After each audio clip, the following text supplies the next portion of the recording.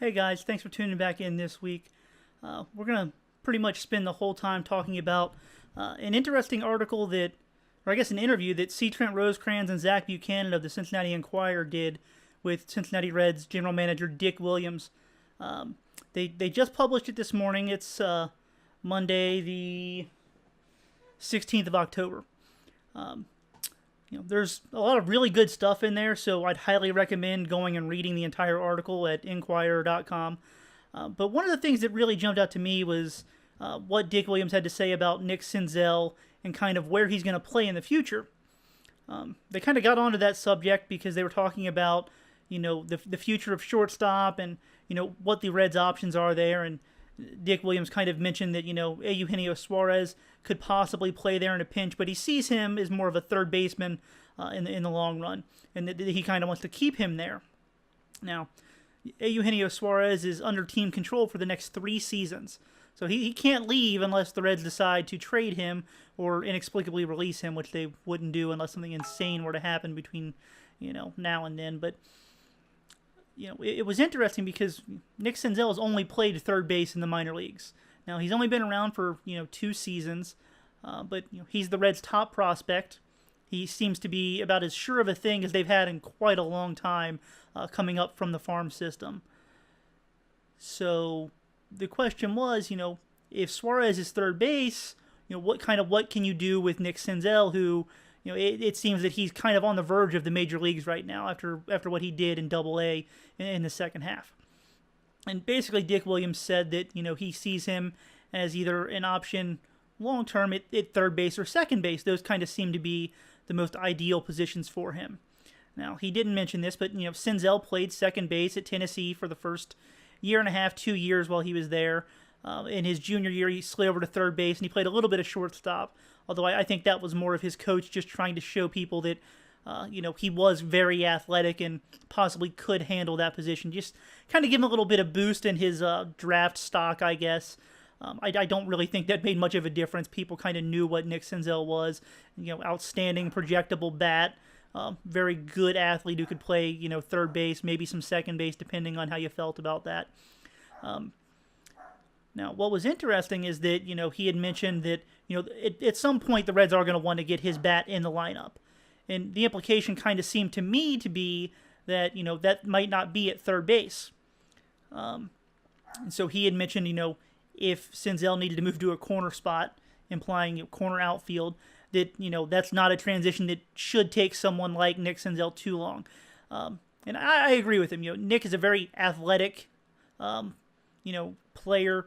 Moving to a corner outfield spot shouldn't be too much of an issue. Get him some reps there in the games, but it shouldn't be something that should take quite a long time.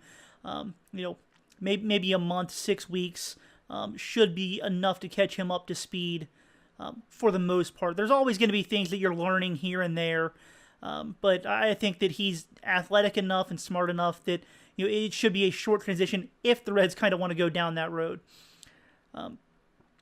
What'll be interesting to see is, I really doubt that Senzel is going to make the team out of spring training. He's not on the 40-man roster. You kind of have to worry about, I guess you don't have to worry about it, but the Reds are in a position where they should be worrying about, Super 2 status. So that, basically, you pull the Chris Bryant move. You keep him down for 9 days to begin the season, and then he does not reach that not the Super 2. I don't know, I just confused myself. You keep him down for 9 days, you get that extra year of control. That's not Super 2, that's just getting the extra year of control. So basically you get him for 7 years at that point. Super 2 status, you have to probably hold them down till late May, early June, so they don't get 4 years of arbitration instead of 3. That just kind of dictates their pay scale in the long run. So, I doubt that he would make the team out of spring training either way. Pegged for AAA, I'd imagine. So when April rolls around, even in spring training, it'll be really interesting to see how the Reds kind of want to handle where they're going to play him. Is he going to slide over to second base where, there's a lot of options at second base right now in the Reds organization.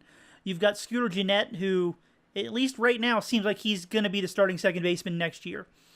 If Zach Cozart comes back to the Reds, maybe you get Jose Peraza some looks at second base, although it doesn't seem that was a high priority for Brian Price in the second half this year. You've got a guy like Dilson Herrera who, he's got to be on the major league roster next year. So those are 2 to 3 options you've got at the major league level next year for second base. In AAA last year, you had Alex Blandino. He played some third base, he played some second base, he played some shortstop.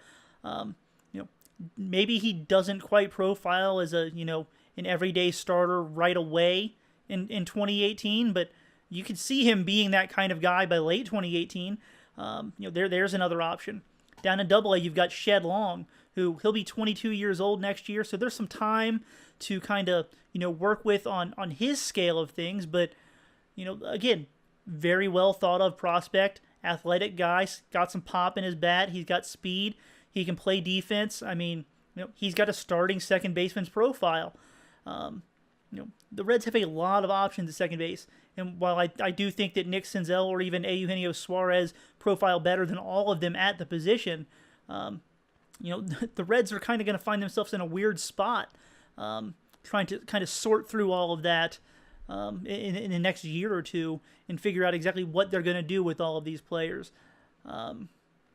If that means taking the best bat of the group, which at this point I would have to say, at least projecting forward, would be Nick Senzel. If you got to slide him into left field where you get the most value, I guess, out of the bat there, that could make sense. Now you're taking a lot of value away from Senzel by sliding him there, but for the overall team value rather than the player-specific value, I don't think that it makes too much of a difference there. But it'll definitely be interesting to see, and I just thought that Dick's answer was very interesting and kind of gave us a little bit of insight into what they, I guess, could have planned. It seems that right now they are going to stick with Suarez at third base. Now, obviously, things can change. In 2017, it was a breakout year, so to speak, particularly at the plate for Suarez. Now, everybody knows that he made big strides defensively, but I think we saw a lot of that last year in the second half. Maybe we just didn't notice it overall because he struggled so much in the first half that the overall numbers, no matter which defensive numbers you were looking at, didn't show that overall. I think that if you watched him just in the second half or looked at just the second half stats, we saw a lot of what we saw this year last year. So, you toss in that he made a big step forward with the bat, but in 2017 you kind of had the juiced baseball. If that's not going to stick around, does he continue to make those improvements offensively? Yeah, I don't know. We will have to see, but it just seems that right now that's where the Reds are leaning. So odds are either they're going to have to trade Eugenio Suarez, which I think that he'd have a big amount of value right now. 3 years left on his deal, good defender, good hitter. There's plenty of value to be had there. But for a team that wants to take that next step forward, you'd have to get a lot back, and you'd have to get something back that would be able to help you right away. I think that the Reds are kind of wanting to take that next step forward and kind of push for that 500 mark in 2018. And trading away Suarez and not getting back somebody who can impact the team right away would really put a damper on that plan. But I don't know. It'll be interesting to see. That's kind of one of the things I'm looking forward to seeing how it plays out early next year. Got that out of the way. Hope it didn't take too long. Took about 9 minutes. So let's jump into fall ball, winter ball real quick. Last week, the Arizona Fall League started up, the Dominican Winter League started up, and the Venezuelan Winter League started up. Now, in the AFL, the Reds have 8 players out there. No top 25 prospects are playing out there this year for the Reds. That's not to say there aren't some quality guys out there. The biggest thing that I think the Reds are looking for this year is trying to just get that extra playing time and experience against more advanced competition for guys. A lot of these guys are eligible for the Rule 5 draft, but I'm not really sure that any of them are going to be protected, or unless something, unless they take a big step forward out in Arizona, particularly stuff you see with the pitchers who will find that extra velocity every now and again out of nowhere. Unless something like that happens, I can't see any of these guys being taken or protected by the Reds this offseason. Now, in the Dominican Winter League, you've got a guy like Jose Siri. You've got Aristides Aquino who are playing. I'm not sure how much Jose Siri is going to play, being a guy who's only played in low A ball. He's only had one appearance so far. He pinch ran the other day, stole second base, scored the tying run. I think that a guy like Aristides Aquino is going to play a lot this year. Gabby Guerrero, who was his teammate in Pensacola in the outfield, he had a very, very big opening day. He went 4 for 5 over the weekend to start things off. I think we'll see him play a lot, although he's a free agent once the season is over if they don't re-sign him before then. But, in Venezuela, I'm not going to lie, I'm a little bit surprised the league is going forward this year. I think that, the political climate that's going on down there, there were some questions as to whether the league would happen this year or not. The Reds only have 3 players down there right now that are on the active rosters. They've got Ismael Guillon, who's playing, Alberto Chavez, who's playing, and then Jose Peraza is on the roster. He has not played yet. I'm not entirely sure if the plan is for him to not play immediately and then come and play later in the season. You see that a lot with guys that have major league time. But given that he's so young, maybe it's something that he's going to try and get more playing time. We'll have to see on that one. But, yeah, I think that's it for this week. Nothing else really big is going on, and with the Winter Leagues just now starting up, there's not too much to talk about other than, just the guys that are out there.